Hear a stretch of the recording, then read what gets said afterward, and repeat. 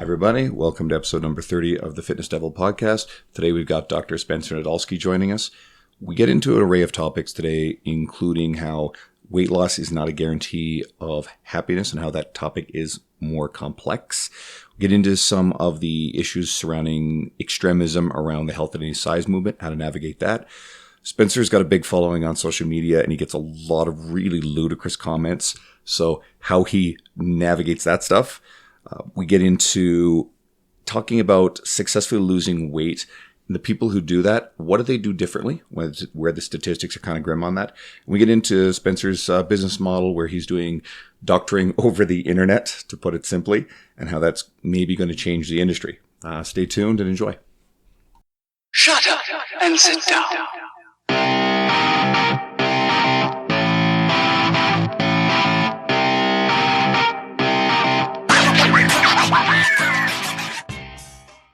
Hi, everybody. Welcome to the podcast. It's Andrew Coates. Dean Guido's here with me, but we're not that important when it compares to, we got a different kind of professional here from the fitness universe today. So we got Dr. Spencer Nadolsky joining us. And Spencer's a medical doctor and osteopath who specializes in obesity.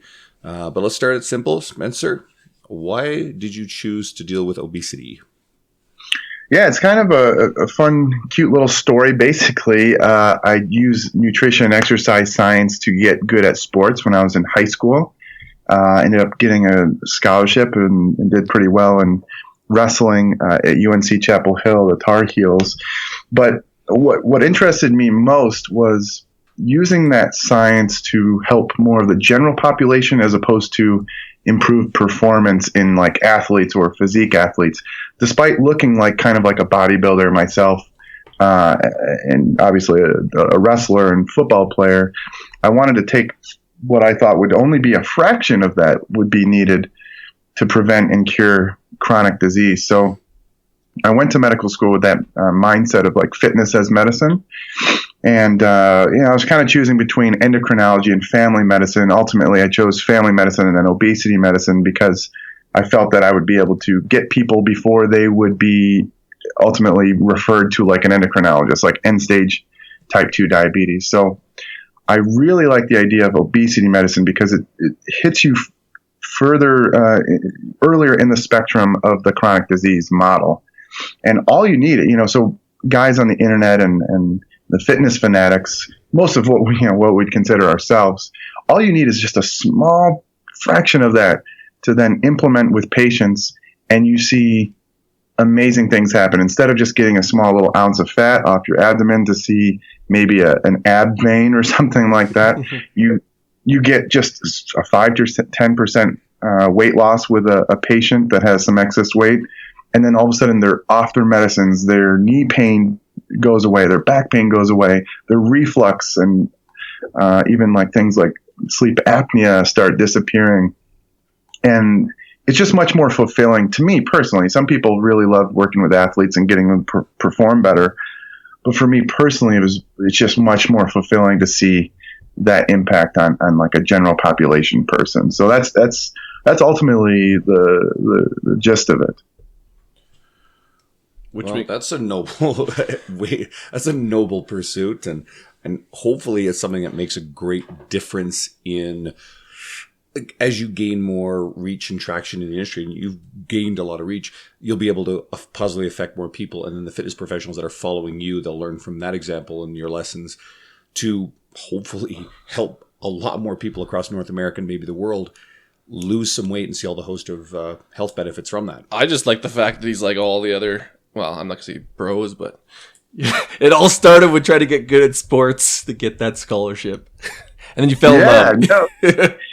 It's funny. So like Testosterone Magazine, the Biotest Bros, T-Mag, that was all I had back in whatever it was, 98, 99 to 2002 when I was in high school. And so like guys like John Berardi, Dr. Serrano, if you guys remember him, he's still around, but not as prevalent on social media.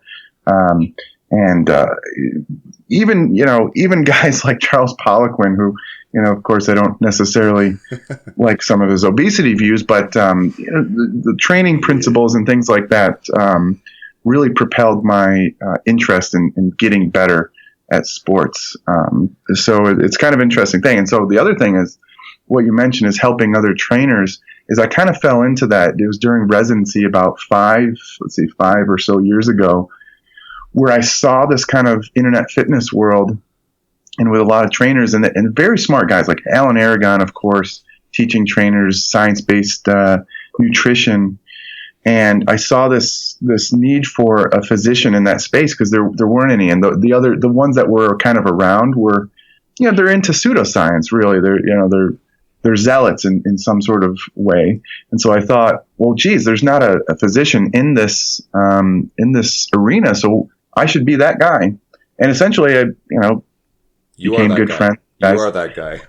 Yeah, so I became good friends with Alan and of course guys like Brad Schoenfeld and now Lane Norton and Brett Contreras and Sohi and of course Jordan and all these other guys you have on your podcast. And the idea is hopefully, and I've seen a difference. So a lot of people just kind of thought of as obesity as like just kind of a willpower, eat less, move more, which essentially eat less, move more, as we talk about, is true. That's what it comes down to. But meeting the patients where they are, understanding the complexities of obesity, of why it's so tough, having a little bit of empathy, not too much empathy.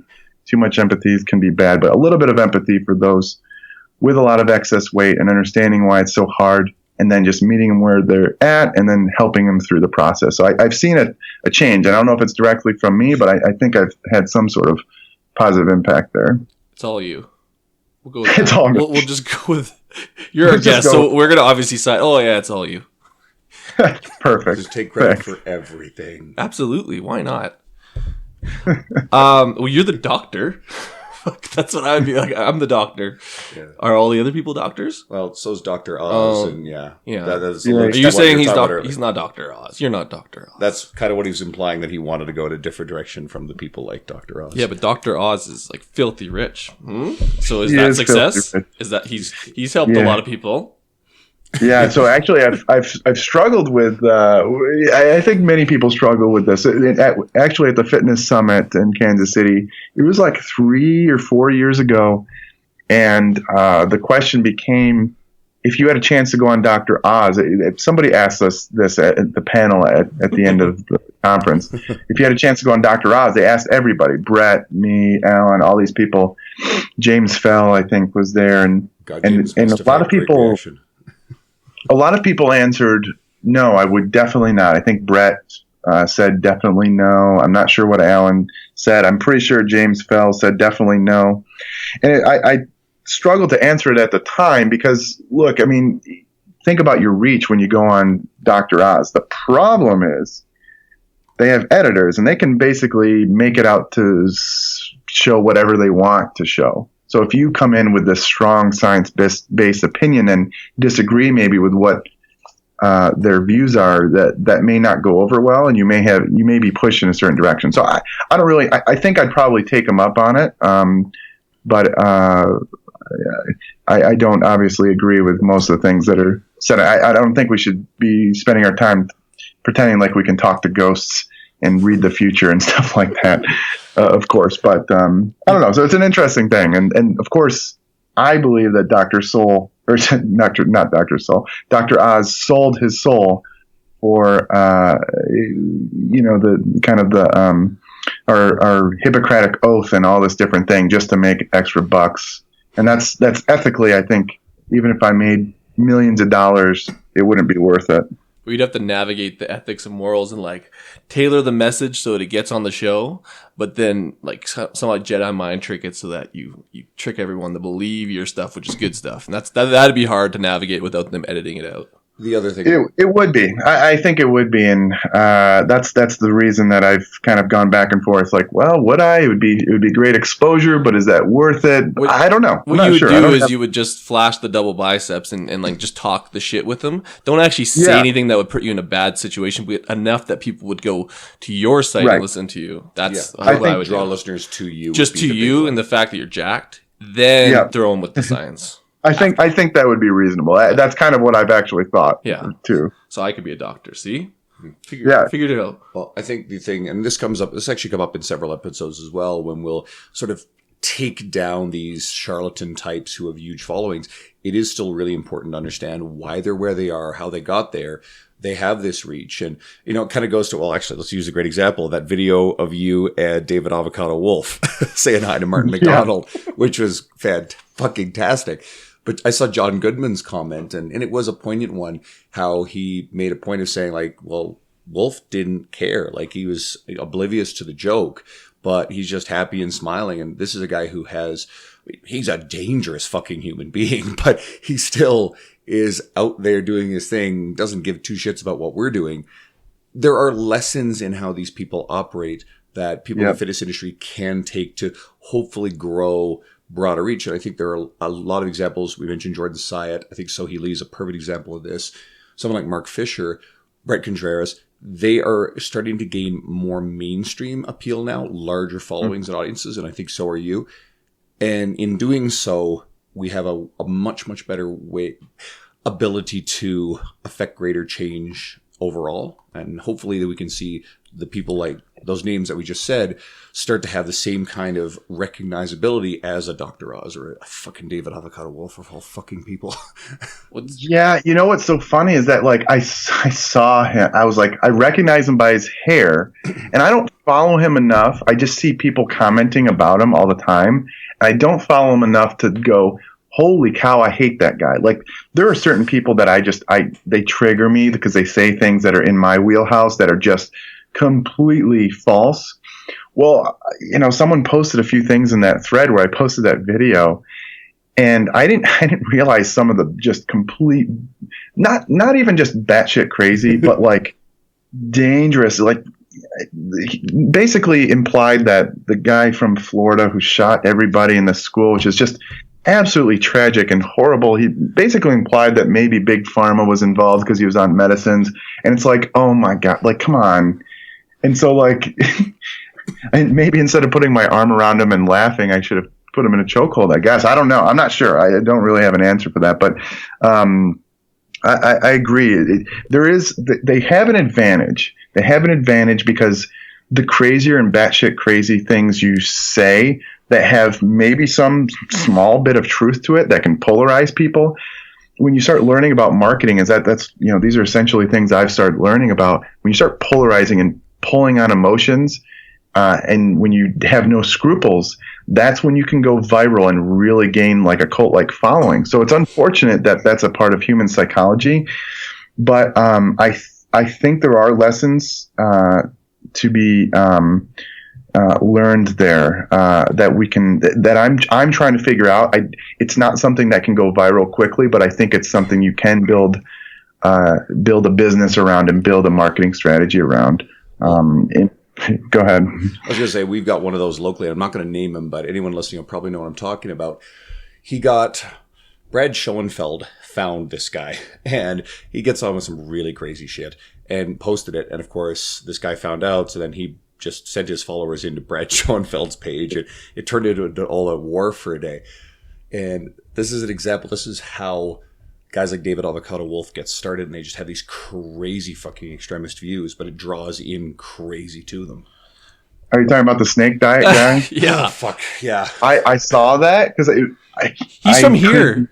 Like, what the fuck? I could not believe the people that were coming on there, and it was like, oh my God, they're out of their mind. And it's like, look, that's great that whatever the diet is, it's fasting and whatever. That's great that it worked for you, but you know, there's certain principles behind why it worked for you, and just understand that, and just don't be crazy, man. These people are just nuts. But that's how you get these people, and they'll be very passionate and have your back. I mean, that's how to build a cult, I guess. Well, and the weird part, and we've talked about this all the time, is that like usually the crazies, or we will call them crazies, the people who do like the weird shit, like they're like appealing to certain human psychology, and they're getting famous and big, and like honestly, they're more famous than a lot of the people we have on the podcast, just from the simple fact they've done something fucked up or weird. They showed their body in a weird way.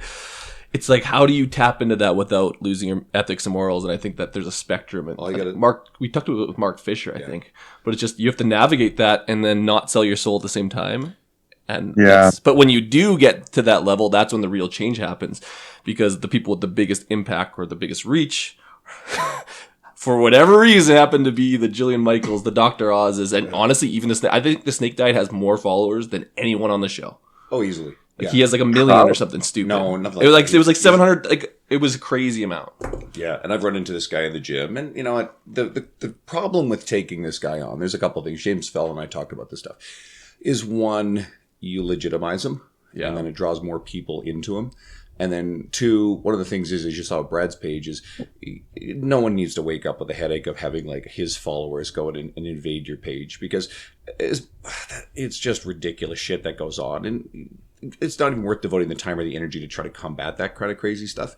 So I'm just not interested. Even just mentioning him is probably risking enough of having him go nuts on us, but it's just a headache that no one needs to deal with. Exactly.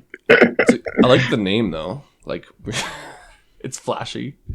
There's some backstory to this one, but I'm not going to get into that. We're not going to talk about a stupid. Let's move on. Let's go to the actual questions now instead of just trashing on Dr. Oz. Yeah. Basically, you're better than Dr. Oz. You're bigger biceps. You just need to get on the show. Next. Exactly. We believe a lot of people kind of like with this view that weight loss is the missing ingredients to, I guess, their overall happiness.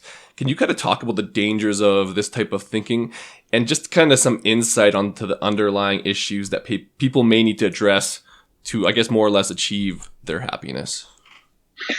Yeah, I mean, happiness is a finicky topic because it's some people make it a goal, and that's it, we have to accept that we're not going to be happy all the time. It's a fleeting moment. We can be content at sometimes, and we're going to be sad at times. So making happiness a goal, I think, is problematic from the get-go. But here's what many patients think when they come in.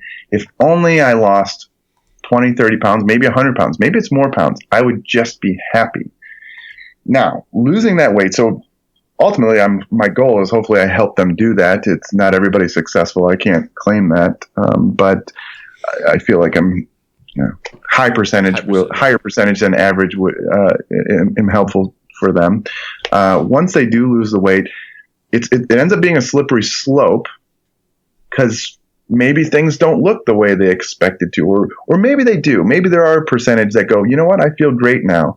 But I find that the percentage is actually much lower, and it's like, this is good. I feel better, but I'm still not happy. And that wasn't the weight wasn't necessarily impeding them from happiness. It was something else. It was fulfillment in their life, and they have a little bit more confidence, and that helps in some sort of way, and they maybe don't have as much pain or something, less. Or maybe just pain all over the place, but it wasn't the overall happiness that they got from losing the weight. And it's one of those things where you have to have a conversation. Like, I would only be happy if this, and it's like, okay, well, why don't we back up for a second and start looking at other things as well? I don't know if you guys have kind of dealt with this as well. Like if only I grew my biceps another, or my pecs were this, or my legs, or whatever, or my squat was this, my bench was this, I'd be happier. Deadlift. Deadlift. It's those things are great, and I think they would help maybe with your life. But happiness is a whole different thing altogether. And I'm no psychologist. I have to learn a little bit about this type of thing in medicine, and I have to put many hats on because I'm a general practitioner along with being an obesity specialist too. So I'm not formally trained in psychology, but I have to know it in order to be good for my people. Isn't it like the dopamine release? So like every little success, you get a little dopamine release, and then the delayed gratification of like a big goal, let's just say weight loss, or for me like a more than 700-pound deadlift is good, and it's a big bang of it, but then you have to fix the real problem at the end of it. So the feeling good is fleeting, more or less. Yeah, exactly. So I don't know if you guys have had Kelly Coffey on the on the podcast. So she kind of does a good job of explaining it. She talks about her deep pleasures, and I don't want to basically I don't want to ruin her message, but essentially these little fleeting small little superficial pleasures, say like eating cake and ice cream, or losing 5 pounds. Maybe these are like little fleeting, small little pleasures, and feeling and looking better. But there are deeper pleasures at stake here. So what I kind of frame it in more of this kind of acceptance based and value therapy, where what you value is a different from a goal. So like your goal may be to lose 100 pounds or 50 pounds or whatever, but what you value is deeper than that. You value living a longer time, so you have less pain, to be able to really hang out with enjoy your kids, be able to go for a walk or something like that. So the values are different than the actual like small little goal. So that would be similar to what I understand what she's explaining, like a deeper pleasure is.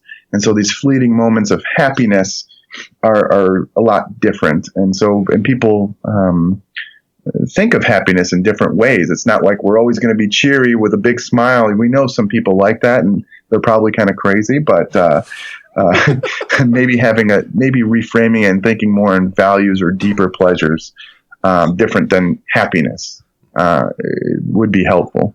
I wonder if Dr. Oz is happy. Sorry.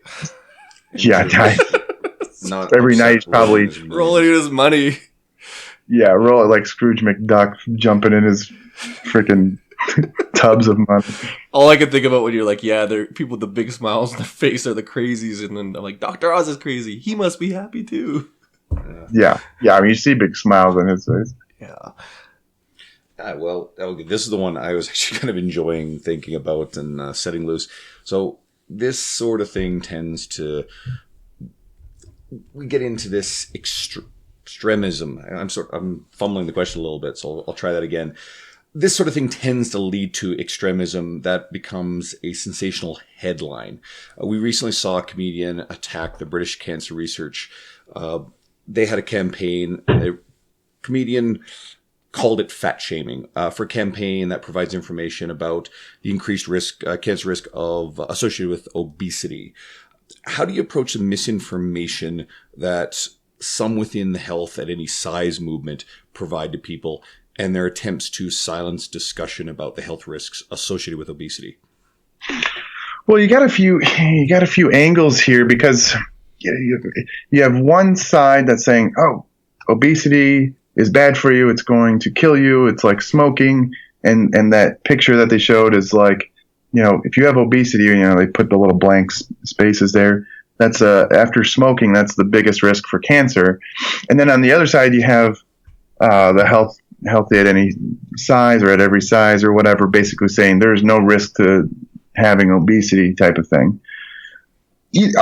Either one. So telling people that your obesity is going to cause you cancer, that may scare some people into trying to lose weight, but like ultimately I find that that's not the biggest motivator. And people are kind of like, well, that's kind of a long-term consequence. Maybe that's not going to happen, and it's not as, clear cut as, say, smoking is, Yeah. So we have, I don't think that that's the greatest messaging, and I know what they're trying to do. They're trying to use scare tactics in order to help the public. They're trying to help. It's not like people are saying that's fat shaming. I don't call it fat. That wouldn't be fat shaming.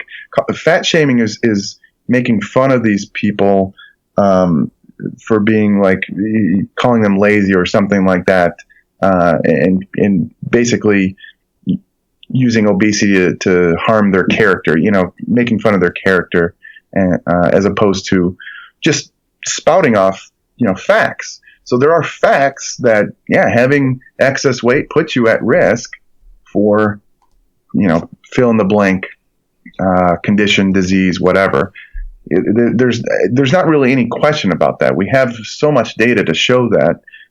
So then the health at every size, I think, is more dangerous than the people putting out facts that may or not be effective. Some people think that it may be harmful to say these things. That's possible. But I think the health at every size can be dangerous. If it was used correctly, I think the right way to use the health at every size would be like, look, you won't probably, statistically speaking, you will probably never get back to, this perfect little weight that you were in high school or college. That's statistically speaking is probably correct. But you can be healthy if you, lose 5 to 10% of your weight, keep it off, and you stay active and you start eating a more nutrient dense diet and have a healthy diet pattern. And you may never get back down to that weight. So let's not shame you for that. Let's make sure you're healthy at that size, whatever that is.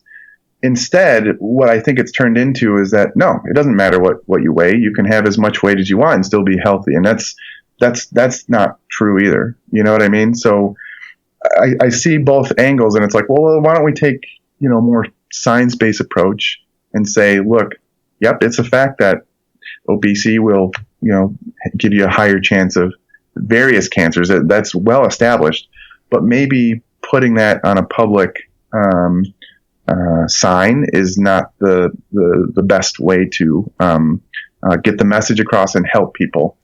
That's kind of my stance. And do you really think that they don't know that at this point? Like, is that maybe I'm ignorant to the fact, but like I would say people probably know it's bad for them, even in like the very simplest form. Like, it's obviously not they don't fucking know it's bad for them problem. It's another problem. I think most people understand that you increase the risk of heart disease, you increase the risk of having high blood pressure, your blood sugar is elevated, diabetes.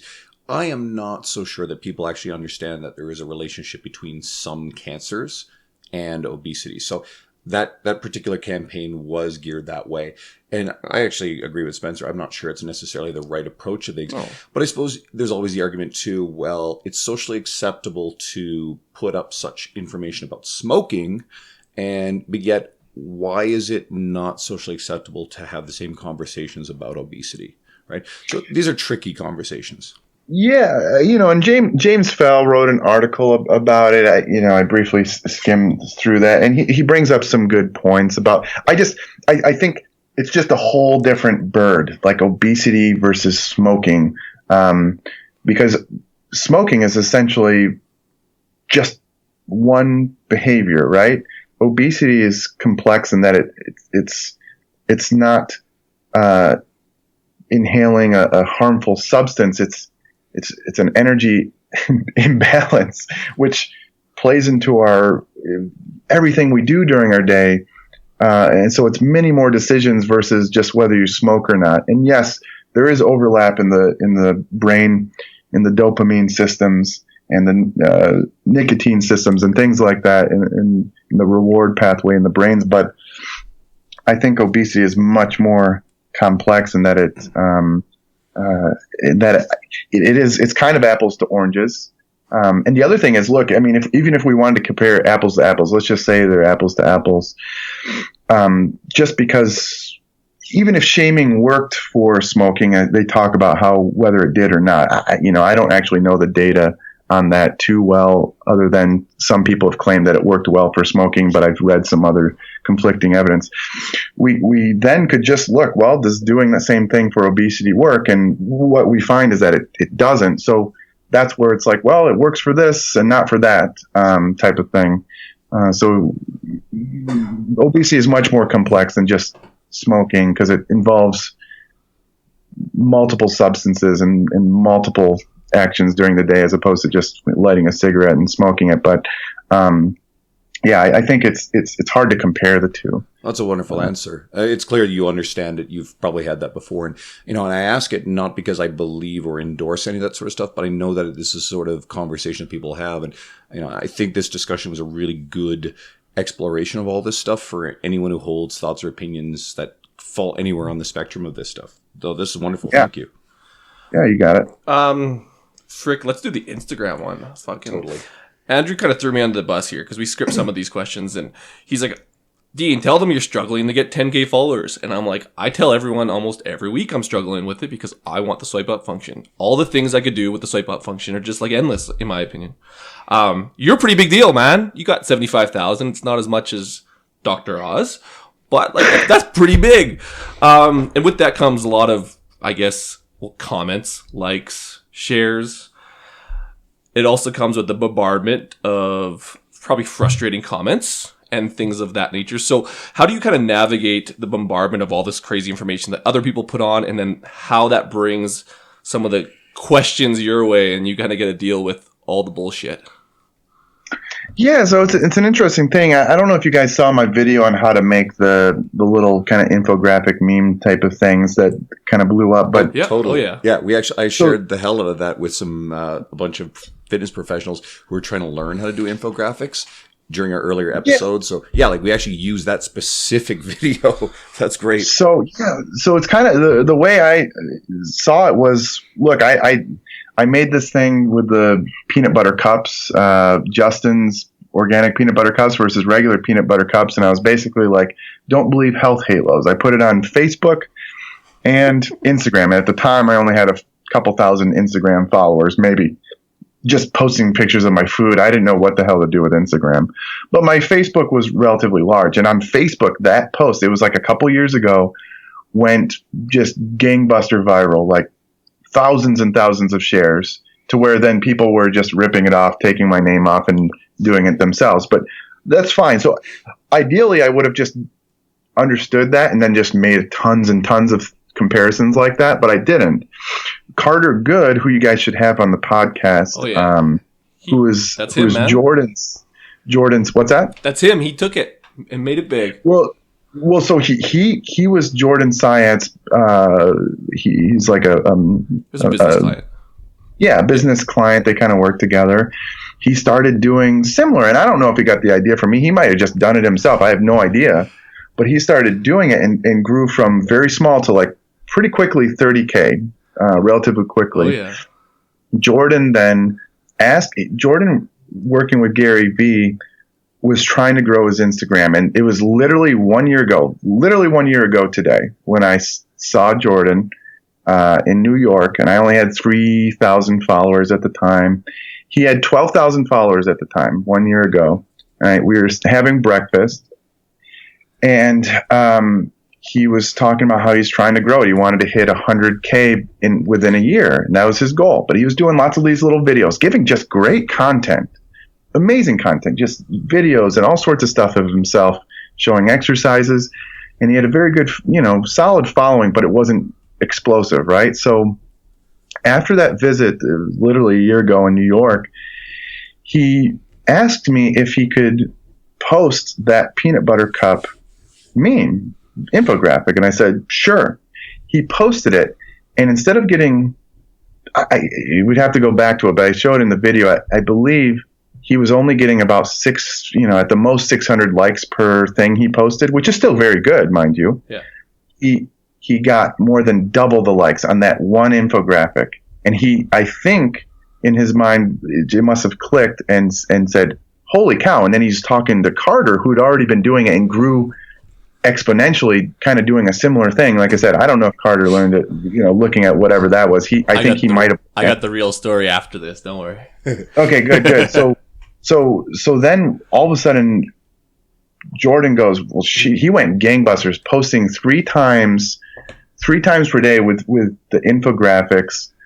And he just started growing very quickly, just like Carter. And I kind of saw them doing it. I'm like, well, geez, I better start doing it too. Not nearly as consistent, which is part of the reason why, if you're more consistent, posting 3 new, very good content pieces, very showy, and their design skills were much better, especially Carter's design skills, much better than mine. But because they were so consistent, they blew up exponentially. I think it's kind of leveled off now, but it was just a kind of a cool story. So I went from 3,000 to now I'm at 75,000. And I personally like to do some infographics. I like to do some funny memes to kind of poke fun at people, because it's more my personality. I like to kind of joke around more. I don't like to be too serious about one thing. But the comments, like you said, the comments, they're not as bad as they were at the beginning when I started growing very fast, because people didn't know me. And so, like, when people don't know my humor or whatever, they just say like ridiculous things. Someone called me, okay, Dr. Fuckwad. Like, I was just like, great name. That was actually one of the funnier comments. But I even I posted one time. I remember I posted essentially why meal replacements work, and if you cannot argue with the data, the strong data behind how powerful meal replacement shakes work for weight loss. I mean, if someone does them, they're better than anything unless you're giving drugs or giving surgery. So anyway, I posted about here's how they work. I essentially showed someone who eats a decent meal, then for some reason forgot their lunch or just has struggles with lunch and eats out with their colleagues at work, and then has a decent dinner and they can't lose weight. Well, boom, they replace that lunch with a protein shake and they drop 500 calories from their day and they lose 20 pounds or whatever it is. And I got just so attacked by these crazy people that were just like, I cannot believe you're telling people not to eat real food. I'm just like, are you guys serious right now? Like, the studies are abound. It's not even my personal opinion.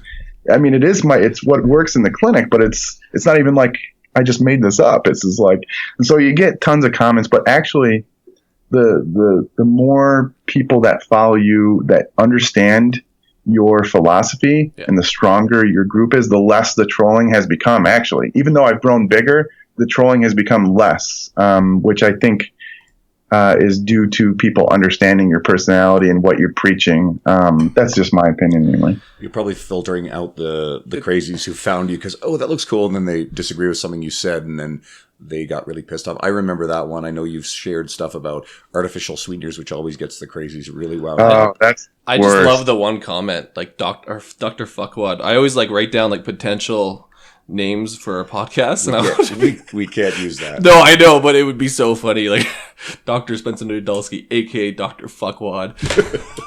Yeah, I think people, because chances are some of your followers will find this podcast, and it'll be their first introduction. That will go viral. They'll be they'll see that, and then they might not get the idea of this stuff. It's kind of funny you mentioned Carter Good. He was actually our sixth. It's funny, the plot thickens with episode. that. He was great. I'll explain that one. So the plot thickens. So we had Carter Good on kind of right when we had this podcast, and he literally blew this thing up. We had so many people come look at it right after he posted it. But after when we were off air, we're talking about infographics, because we had a little bit of that in the podcast, and he's like, yeah, I think Jordan put him on it. So he's like, oh, I like that one comparison you did. You should do more of it.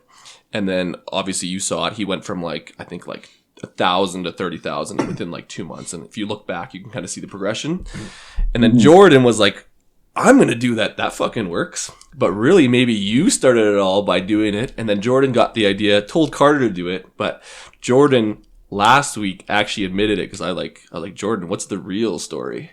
Did Carter do it, or did you start it? And then he let us know that Carter definitely started it.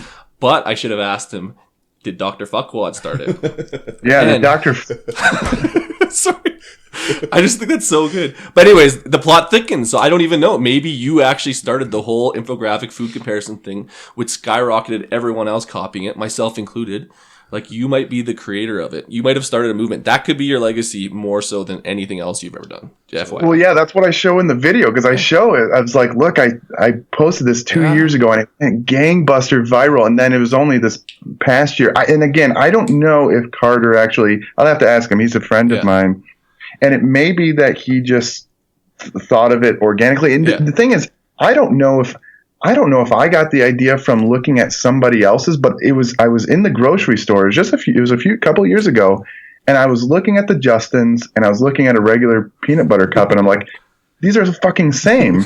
But but people sit there and argue and go, no, but the ingredients in Justin's is way better. It's like, look, do you understand that the amount of the small little additives in these peanut butter, in the regular Reese's peanut butter cups, are so minuscule, they will have no difference on your body composition. Now, health-wise, it's also going to be so minuscule. And the other thing, the reason I thought about it as well, is because I had multiple patients who were not losing weight, and they kept saying, I don't know how this is possible. I eat so healthy. I eat all organic. And I'm like, I don't give a shit if it's organic or not. That doesn't make a shit difference. And so it's this health halo that people think. And so they probably see Justin's, oh, it's organic. I can eat the shit out of this. It's the same as a Reese's peanut butter cup. I personally like the taste of of Justin's better because I like that more dark chocolate taste and the peanut butter in it. But like it doesn't make a damn difference for body composition. And I don't think there's been a randomized controlled trial comparing health outcomes. I'm pretty sure there never will be. There would be no effect. I know it because it's the same shit. Anyway, sorry, I'm just going off. No, that's great. I think that's exactly what I wanted to hear. And this is good because we try to get I feel our like guests a little bit more animated with the stuff. Like you mentioned, so anyone who is like a Spencer listener or fan who's first time finding us, and he's mentioned a few people. So we did do a podcast with Carter Good. That's one of our earlier ones.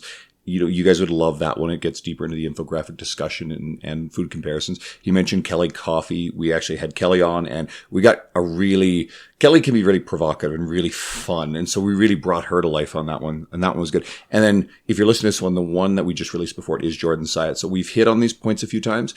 I always like to do this. If you really like what we did here, try out those episodes. And, if you like all that stuff, stick around for a while. Anyway, enough for promoting us. Oh, what about Sohi too? Oh yeah, God, fuck Sohi. Yeah, Sohi was amazing. And She's actually our most downloaded podcast. She's about to tip over 5,000. Yeah, she brings she's attractive. I'm not saying you're not attractive. So I would compare your attractiveness based on podcast numbers. So he's the most attractive person and the smart. Well, she's the smartest because she has the most listens. So she's smarter than you. All right, I gotta somehow. I'm gonna pay thousands of dollars to funnel people into your. That's probably the best course of action because you really should care what we think about like your attractiveness and smartness. That's true. I do care. And of course, for the people who are going to be instantly offended by any of that conversation, in all honesty, so he's actually a brilliant professional. And she laid it out. She's super. She was a firecracker about that shit. It was interesting. Like she just laid it all out and like, no, you fucking do this, this, and this, and this, and like everyone loved it. And she's beautiful. Yeah, and then you can have like the next episode after that, which was Dr. Mike Isertel, who's probably a terrifying looking individual, but he was actually one of our most popular because he's really funny and smart too. Yeah, good guy. I like both of them. Cool. So enough with our self promotion. People will find us on their own anyway. One of the things I always find kind of interesting is when you talk about weight loss statistics, and you alluded to this a couple times, they're pretty grim, but they're really heavily skewed by the yo-yo dieters who lose the weight and then regain it over and over. Some have even made the statement in our industry that, quote, the best way to successfully lose weight is to never gain it in the first place, end quote. But we do know that some people are successful. You've worked with a lot of them. What do the successful people do differently? Mm-hmm. Yeah, so if I could boil it down to a soundbite, it's the people that buy in, and it's almost like some people say obsession is a little bit of a negative connotation. If obsession is like a 10, if I could dial it back a notch on like a if you have like your volume on a stereo or something and they're notches, if I could just dial it back a notch or two. Or instead of, trying to boil a pot of water, you have it on super high heat and you just dial it back a couple notches. I would say it's close to obsession, and it's this extreme buy-in into the lifestyle thing. They are the most successful. It's something about of course, energy balance matters, working out, exercise, the diet's most important, blah, blah, blah, blah, blah. But there's something about becoming just driven, but almost obsessed. I don't want to say obsessed because the people that become obsessed, there is a negative thing and it starts running their life, but it's almost to that point, but not there. And they just run with it. And it's more so than any little, tracking your macros. Yeah, those things are great tools and strategies to get people to lose weight, but it's ultimately that buy-in. Obviously, I give the tools to my patients, but it's when I can get them to buy in and like love it, that's when they're the successful ones. I can pump people up full of medicines to take care of their appetite, which is, of course, part of my toolbox. Give them all sorts of strategies for diet. I have an awesome support group online. I connect with them via my apps and things like that. But ultimately, if I can change them into really getting excited and buying in, that's where the success is. Well, we actually, this is like a perfect segue into like, I guess your kind of creation in this industry or like your advancement. So a lot of industries have been disrupted by like new business models. So let's look at Uber and Airbnb. They kind of flipped it upside down and created something huge. You're kind of a pioneer for providing medicine over the internet with SteadyMD. So kind of what you were alluding to here. Could you kind of explain how that works and what do you feel the future of medicine looks like in terms of that kind of context? Yeah, so, I'll just give you the brief rundown of how this all happened. Precision nutrition, right? Yeah. Well, so, it was back when I was just starting residency, I was talking to John Berardi. How can we actually do doctoring over the internet just the way they do coaching over the internet? Lots of roadblocks. Licensure in every state. If I wanted to do in Canada, you have to do this other certification. It's basically impossible to do it like that. Lots of red tape. So we canned that discussion and never really looked back at it.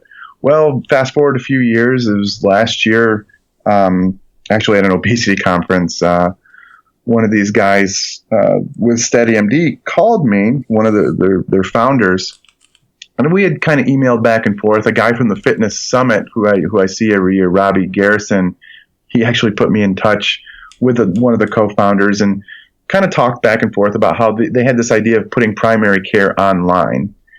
And I thought it was interesting, but they're in their initial stages of trying to grow. And it was just, I knew I've tried it before, so I'm like, the red tape is too much. Talk to me when you guys grow a little bit more and can talk serious, because I don't have time. I already have my own clinic. I don't have time to use my off time to try to figure this out with you guys. Well, so they eventually convinced me, like, look, what if you could get all your patients or all your followers online all over the United States as patients? And I said, well, yeah, everybody always asks me if they can be my patient, but I can't because I'm only licensed in a couple states.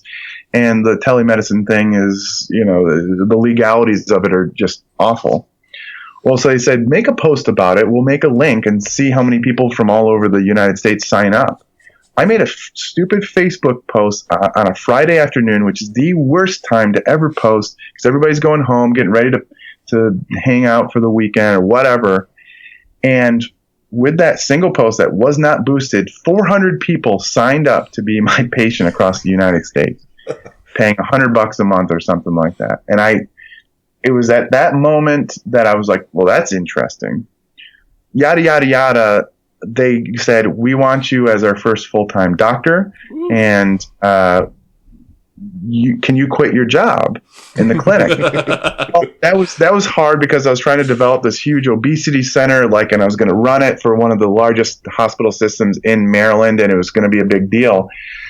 Well, it was fortuitous or whatever you want to say. Things, because of how big this hospital system I was working with, things went too slowly. I actually hated being in the clinic. I had a new daughter that I wanted to be with more often. And I also wanted to create my own business, not only with the SteadyMD and telemedicine, but I wanted to create kind of what you guys are talking about, a big movement also. And I needed time to do that.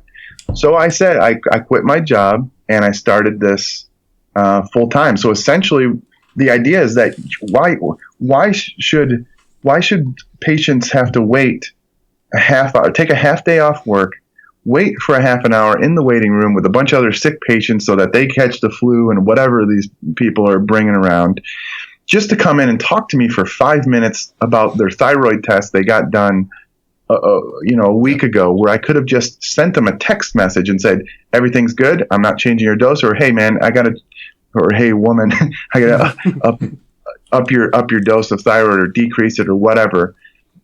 There's no overhead. So in the 90s, this isn't a problem in Canada, but in the 90s, it used to be that doctors would graduate medical school and residency, their training, and they'd put their shingle out and they'd have their own business. Well, in the 90s, hospital systems wanted to kind of create their own sales funnel. So they went in and basically offered salaries and said, you don't have to become a business person anymore. No need to have somebody clean your toilets or pay for electricity or worry about paying the office manager. We'll take care of it. We'll give you a salary. All you have to worry about is practicing medicine. And everybody said, wow, this is amazing. I just have to do my job and actually love what I do. Unfortunately, you lose all your autonomy. you end up having to see a ton of patients to make up for the overhead of all the coding and billing and the cost of the rent of the space. So this kind of brings it back a little bit. It leans up the operation as much as possible. There is a direct payment between the patients and the doctor instead of going through insurance, but it allows you to talk directly to the doctor. No need to call and wait on hold for 20 minutes to talk to a nurse to then relay the message to the doctor, to never probably even hear from the doctor unless you're lucky. You talk directly to me, but it comes at a little bit of a price, but it's still affordable because we don't have the overhead of a huge office building.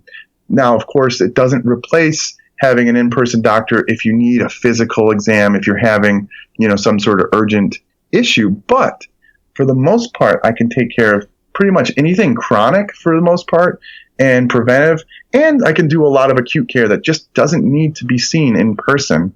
So we have an archaic way of practicing medicine now, and we've essentially changed that with SteadyMD and telemedicine.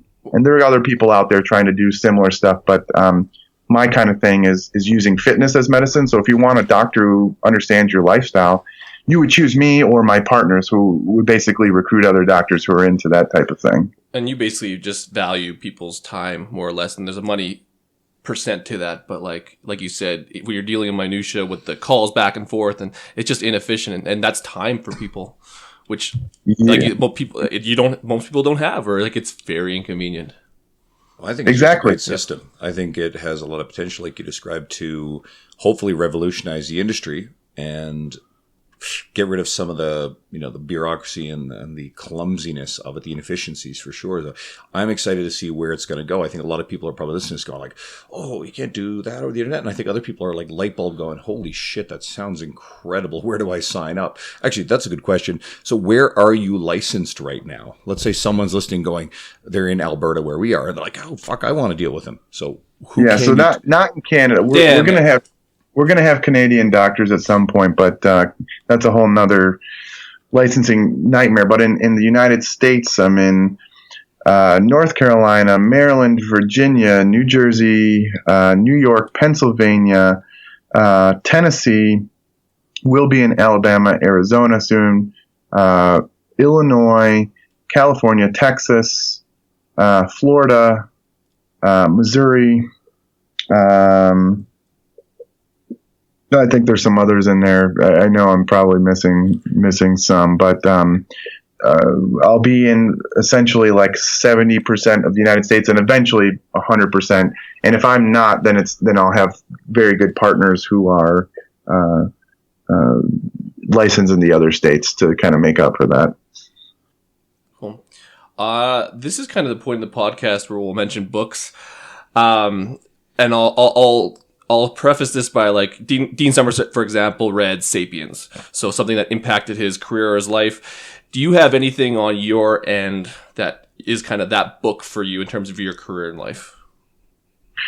So I more had mentors that kind of pushed me in certain directions, but I kind of like take it away from fitness. I actually like Ramit Sethi's "I Will Teach You to Be Rich," and I say that because a lot of people don't understand finances, but when I was an intern in residency, I was just trying to learn about it, and he spoke to me. And now what's funny is he's become a very good friend. We have dinner once a month or every other month. We hang, and just not even in that not even in the regard of coaching. I'm not a business. It's just we're friends. We talk shit to each other, and it's really funny. It's really funny discussions, and just he's a regular guy, great guy. But I read, whatever it was, 6 years ago, 7 years ago, I read his book, and I just loved it. And so I, did what he said, and now I've slowly built up investments and stuff like that. Just very simple. It's not even rocket science at all, like what people think it is. And so that's a book that I recommend to a lot of my mentees or whatever, the people that ask me for advice, and I say, look, the first thing you should do is if you ever think about trying to make money, before trying to get into all this other weird stuff, just read this book, understand finances, get your stuff in order, implement it, then come back and talk to me. So that's the book that I'd recommend. It's a little bit different, but that's actually sitting on my coffee table as part of a list of stuff. Like I tend to do more audiobooks now, but that's sitting there, and it's one of the ones in the queue. I really want to make sure that we pointed out the fact that you've written a great book too called The Fat Loss Prescription, which goes to a lot of the stuff we've talked about with, dealing with obesity. So do you want to mention that for a second? Yeah, so I wrote it a few years ago. I'm always trying to update it. I'll maybe come out with a second release at some point here soon. But essentially, I wanted to bring obesity guidelines and very science-based obesity medicine, weight loss medicine, and just put it into a small, very digestible book. You read some of these books, and the reason that they're super huge and lots of fluff is because publishers want these huge, long books. But essentially, when it comes to weight loss and medical weight loss and science-based obesity medicine, you can condense it down. So it's only like 100 pages at most, and it basically talks about what is needed for weight loss to occur, which we all understand that, but in a digestible manner. And then it talks about the medicines and conditions that can impair weight loss, and then the medicines that can be used to help with weight loss if needed, and then the surgeries, of course. So it's like taking all those scientific guidelines and kind of putting it into a digestible format. No, that's awesome. We have a lot of both enthusiasts and fitness professionals listening. So definitely the fitness professionals, that's one you might want to take a good look at so you get exposed to that knowledge. And then again, any of our enthusiasts where weight loss is a personal goal, there might be some really valuable stuff in there too. So now, part of the point of all this stuff is to have people be able to find you and have access to you the way that a lot of our listeners now, because they found Carter Good early on, they follow his work, his Instagram. So where can everybody follow you? Yeah, I would do both. Of course, I have my blog, drspencer.com, DRSPENCER.com. My Instagram handle is at Dr. Nadolsky. Some asshole has Dr. Spencer. I don't know who it is. But so you got to go to Dr. Nadolsky, DRNADOLSKY. And then you can find me on Facebook, Dr. SPENCER, Nadolsky, NADOLSKY. I would follow those as I put all my good information on those mediums. And then eventually we'll have at Dr. Fuckwad.